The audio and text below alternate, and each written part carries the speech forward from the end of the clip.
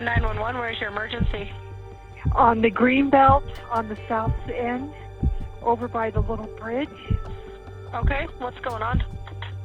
Two women walking. One just passed out. She's on the ground.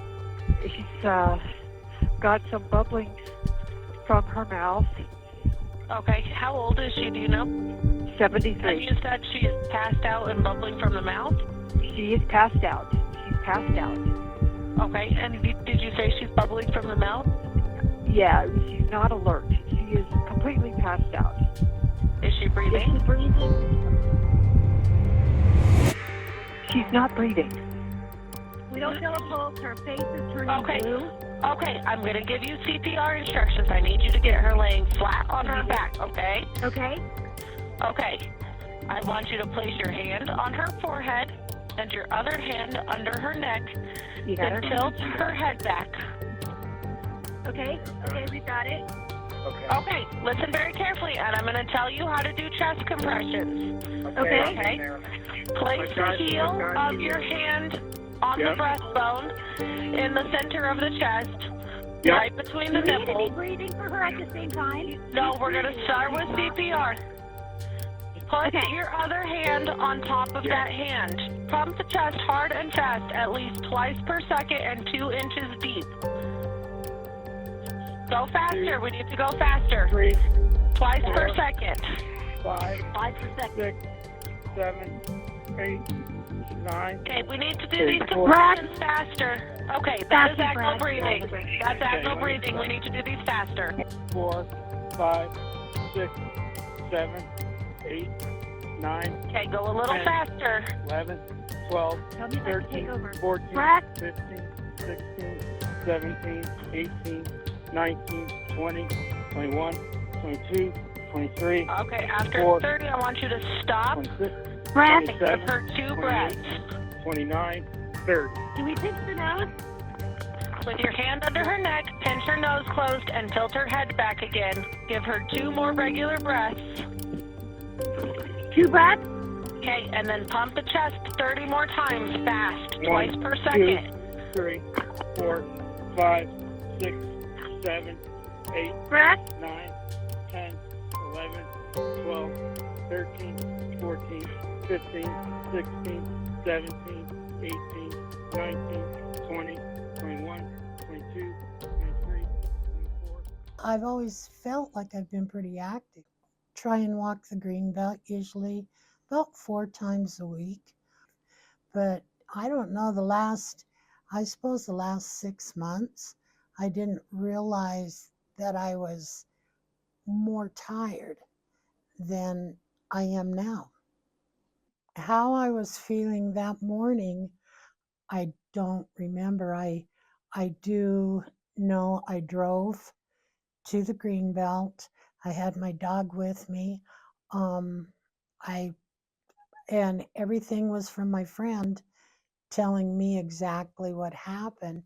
But we finished our walk, did the loop, coming back, and she said I pointed to the sky and said, "Oh no," and I dropped. And when I hit, she said my eyes popped open and they wouldn't close.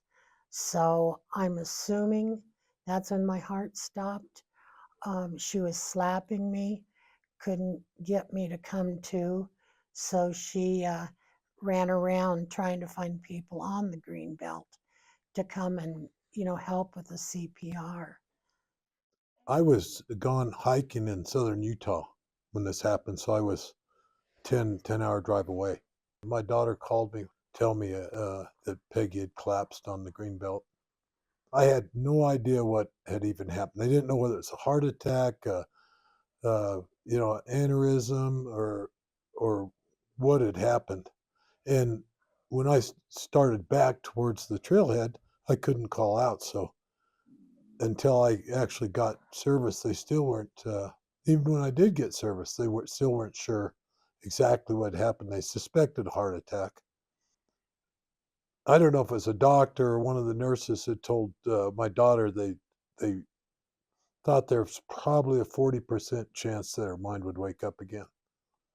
So So yeah, it's terrifying.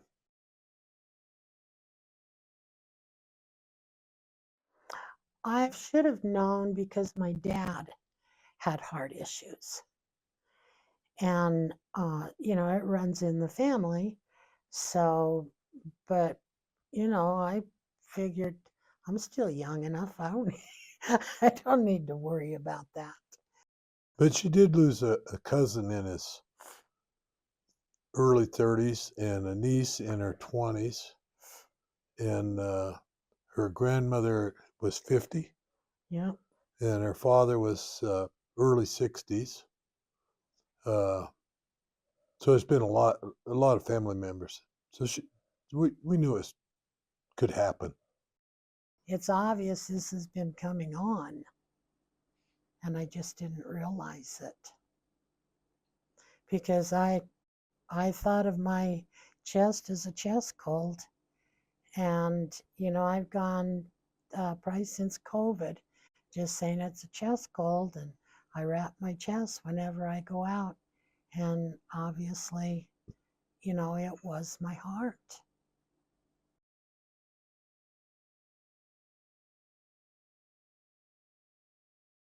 I was very, very weak.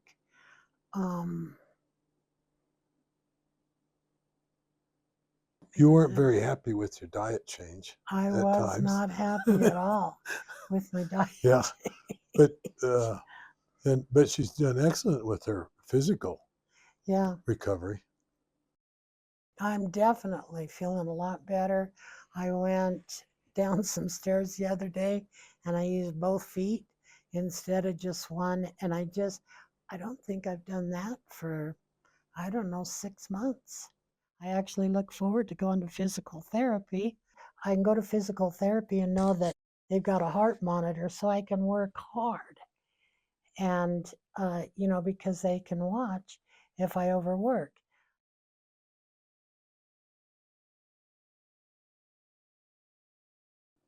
Almost everyone said she shouldn't be here.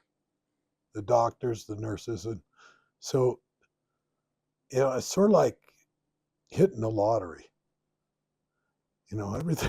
Everything came together just right to make it happen. I've always imagined what it'd like to be hit a lottery, but now I know what it feels like. Oh, I'm so thankful to be alive, to be here. Everybody's prayers, the people who did the CPR. I'm just thankful, very, very thankful. Somewhere between two breaths in my life, she's going to be gone or I'm going to be gone. So you better appreciate the moment. Yeah, he's been right there for me, and Yeah. even though I can be a bear cat. Yeah, and when I was driving home, I was trying to imagine what life would be without her. So you do appreciate each other more. Yeah. And it's not like haven't been together for a long time. We're at 53 years Yeah. of marriage. So, but so even after all those years, we can learn to appreciate each other even more. The biggest thing I think is that the only reason she's alive was because of CPR. So it's very important that everyone gets that done, has a working knowledge of it.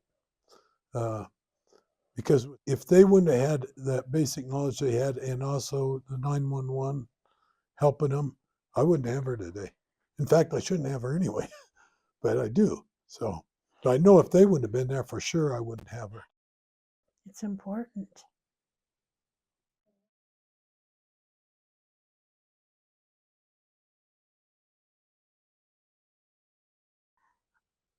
I would like my new normal to look like I can get back on the green belt.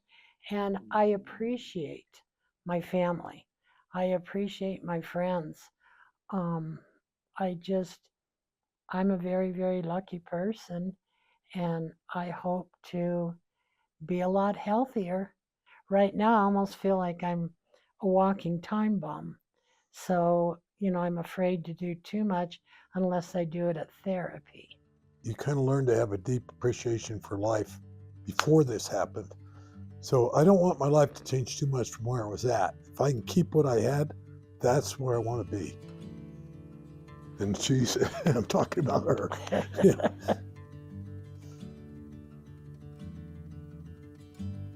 I want to thank all the people who saved my life.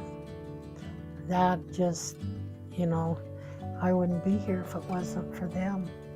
So as they say at therapy, when you say, well, it's good to see you, they say, it's good to be seen. Yeah.